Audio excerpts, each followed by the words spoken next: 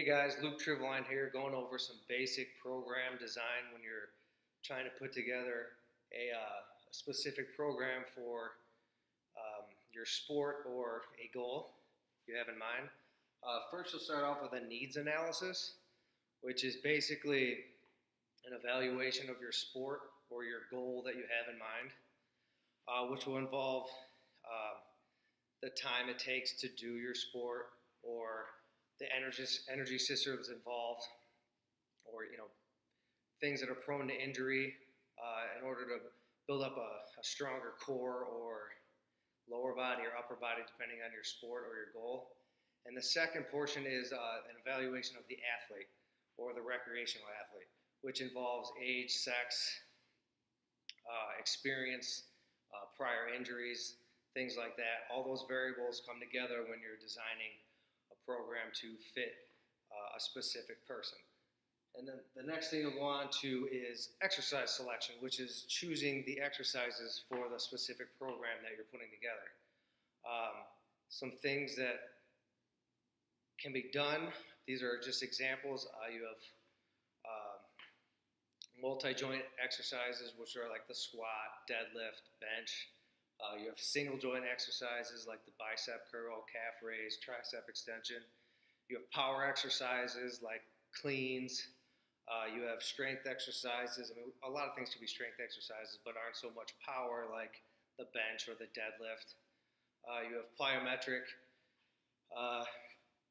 exercises like box jumps and long jumps, things like that. You have sport-specific exercises like, for example, doing lunges for a runner, things like that. It also depends on the injury status of the athlete or individual, working on muscle balance between the agonist and antagonist muscle group like chest and tricep or chest and back, things like that work together. The experience of the athlete or recreational athlete, how much time they've been working towards that sport or how much time they've spent weight training, all play in fact part of the exercise selection that you'll choose. Also, the availability of equipment that you have.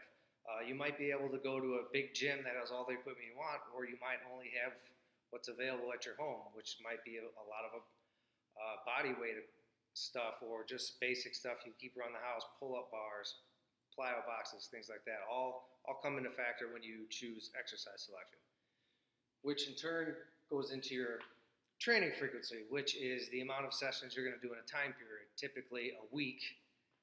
You're going to base it on how many times a week you're going to work out. For a beginner, which I would say is less than a year experience, 2 to 3 days a week would be plenty. An intermediate lifter would be, probably 1 to 3 years, and advanced athletes and lifters would be working about 4 to 7 times a week, depending on availability and training experience. And another part that plays into your training frequency is the type of training you're doing. If you're doing very high intensity workouts, you're going to need a longer recovery time between your workout sessions. So that all plays into the amount of training frequency or times per week that you're working out, which next leads to your exercise order, which is just the order in which the exercises are performed. Some basic examples for that would be a power or multi-joint movement to a smaller single joint or isolation movement. For example, going from your clean, bench, deadlifts down to your bicep curl, tricep extension, calf raise, abdominal work, working your way from larger to smaller.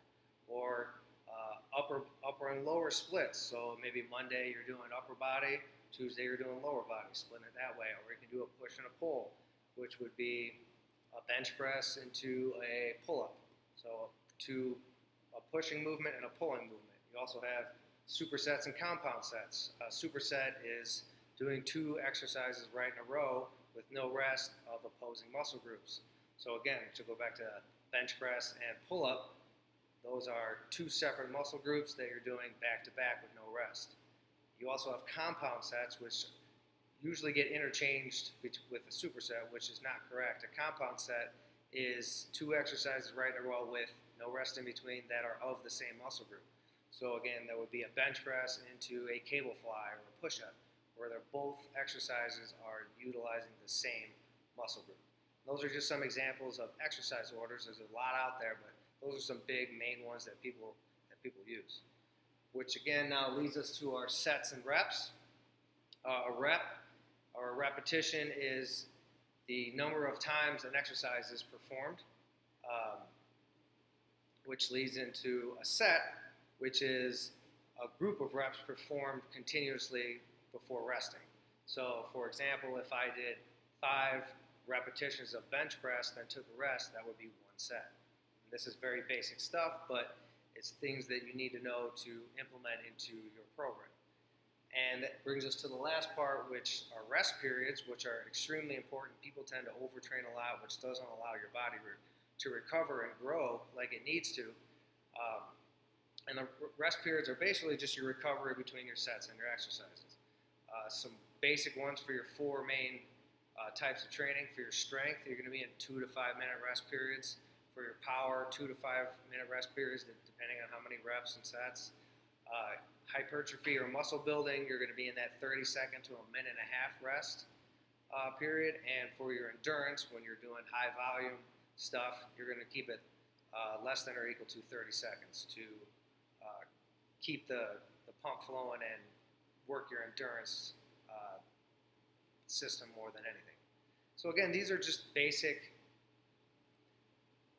variables that are needed to be put into a proper program. These are not very in-depth, but these are the things you need to know in the beginning. Otherwise, you're gonna set yourself up for failure without going in any sense of direction.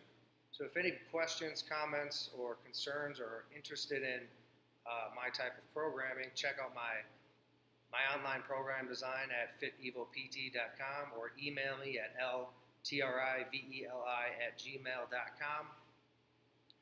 And subscribe to me on my YouTube channel, Luke Triveline. If you have any other questions, feel free to ask me. If not, thanks. Appreciate you watching.